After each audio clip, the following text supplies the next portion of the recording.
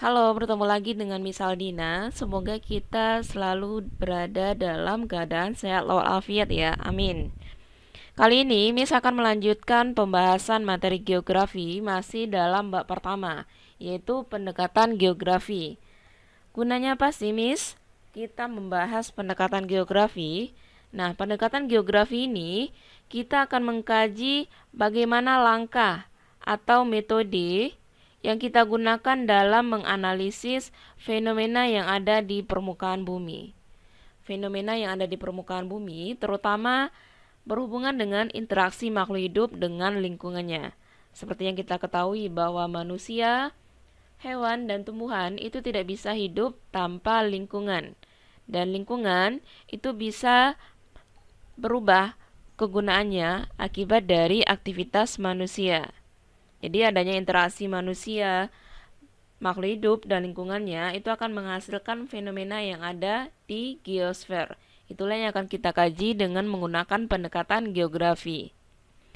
Pendekatan geografi dibagi menjadi tiga: pendekatan keruangan, pendekatan ekologi, dan pendekatan kompleks wilayah. Yuk kita bahas satu persatu mengenai pendekatan geografi. Yang pertama, pendekatan keruangan. Nah, di pendekatan keruangan ini, semua yang berhubungan dengan jarak, interaksi, letak, distribusi, interrelasi, objek yang ada di suatu wilayah, itu kita bahas dalam pendekatan geografi. Berhubungan dengan prinsip, aspek, dan konsep yang sudah kita pelajari di sebelumnya. Jadi pendekatan keruangan itu lebih ke lokasi suatu wilayah, objek, dan lokasi. Yuk kita lihat contohnya. Akhir-akhir ini, Jakarta terjadi banjir di kawasan hilir Sungai Ciliwung. Jadi yang menyatakan dia fenomena yang ada di Jakarta ini membahas dengan menggunakan pendekatan keruangan adalah terjadinya banjir di kawasan hilir Sungai Ciliwung. Ini yang menggambarkan wilayah yang terkena banjir. Atau contoh lain, terjadinya angin puting beliung di Nongsa tahun 2019. Jadi angin puting beliung terjadi di Nongsa. Nongsa itu adalah yang menyatakan lokasi di suatu wilayah, ruang. Itulah contoh dari analisis fenomena geografi dengan menggunakan pendekatan keruangan. Oke, kita lanjutkan ke pendekatan kedua adalah pendekatan ekologi. Di pendekatan ekologi atau nama lainnya pendekatan kelingkungan, dia berhubungan antara interaksi makhluk hidup dengan lingkungan. Untuk interaksi makhluk hidup dengan lingkungan, itu dibagi menjadi dua. Ada dampak positif dan negatif. Dari dampak positif dan negatif itulah kita membahas mengetahui langkah-langkah apa yang terbaik untuk lingkungan di wilayah tersebut.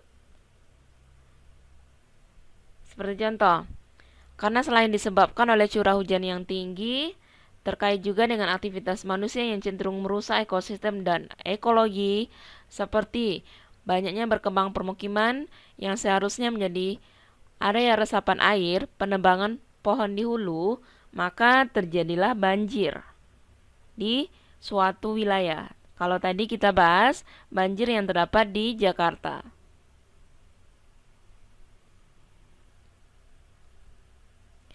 Jadi dikarenakan oleh sebab yang terjadi di lokasi Jakarta ataupun banjir di wilayah lain, itu mengakibatkan kerugian material yang terjadi pada penduduk yang berada di wilayah tersebut. Inti dari pendekatan ekologi atau kelingkungan adalah adanya sebab akibat terhadap lingkungan di mana penduduk tersebut tinggal. Contoh lain apa, Miss? Contoh lain adalah terjadinya gempa bumi di Aceh menyebabkan 10 rumah hancur. Jadi ada sebab dan akibat. Itulah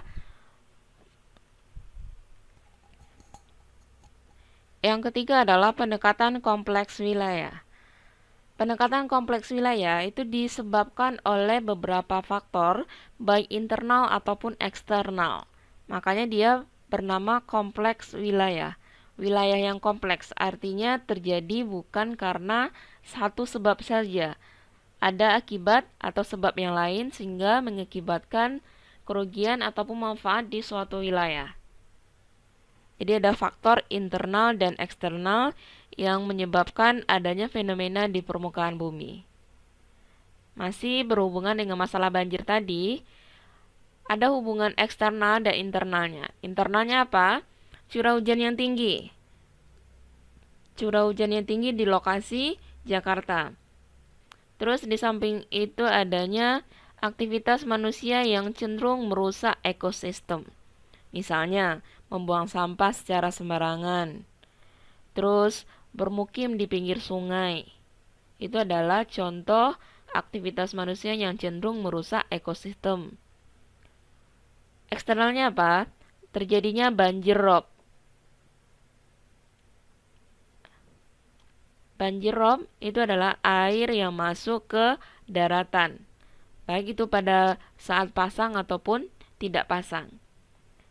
Dan adanya banjir kiriman dari wilayah Bogor.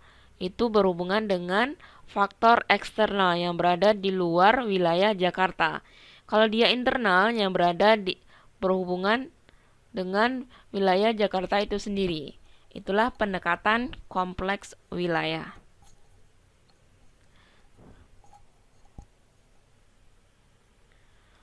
Untuk lebih memperdalam pemahaman kita terhadap pendekatan geografi, berikut ada contoh soal dan pembahasannya. Yang pertama, kebiasaan membuang sampah di sungai oleh penduduk dapat menyebabkan banjir, terutama di wilayah perkotaan seperti kota Jakarta. Fenomena tersebut dapat dikaji menggunakan pendekatan kompleks wilayah, keruangan, keterjangkauan, kronologi, dan ekologi. Seperti kita membahas soal aspek, konsep, dan prinsip sebelumnya, yang pertama kita lakukan tipsnya adalah mencoret yang bukan termasuk pendekatan. Di antara 5 ini, yang bukan pendekatan adalah keterjangkauan. Karena keterjangkauan itu adalah konsep. Kronologi bukan, dan dia bukan prinsip ataupun konsep. Jadi di antara 3, kompleks wilayah, keruangan, dan ekologi. Di soal itu biasanya ada kata kunci yang menjuru kepada jawaban.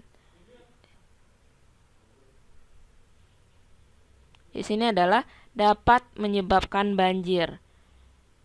Berarti ada sebab. Akibatnya apa? Banjir yang terjadi di kota Jakarta. Ada sebab dan akibat. Kalau ada sebab dan akibat, berarti kita menggunakan pendekatan ekologi dalam membahas fenomena yang ada di Jakarta. Udah paham ya? Kita lanjut ke soal yang kedua. Curah hujan di Indonesia tergolong tinggi karena wilayah Indonesia mengalami hujan orografis, hujan zenital, dan hujan muson. Pendekatan geografi yang sesuai dengan fenomena tersebut adalah kompleks wilayah, keruangan, ekologi, nasional, dan sistem. Kita coret yang bukan termasuk pendekatan. Oke. Apakah di soal ada sebab akibat? Tidak ada. Ini merupakan jenis dari curah hujan. Ada hujan orografis, zenital, dan hujan muson. Berarti tidak ada sebab akibat. Ekologi bukan. Kompleks wilayah. Tadi sudah dibilang bahwa kompleks wilayah berhubungan dengan faktor internal dan eksternal. Di sini tidak ada faktor internal dan eksternal. Berarti jawaban untuk membahas fenomena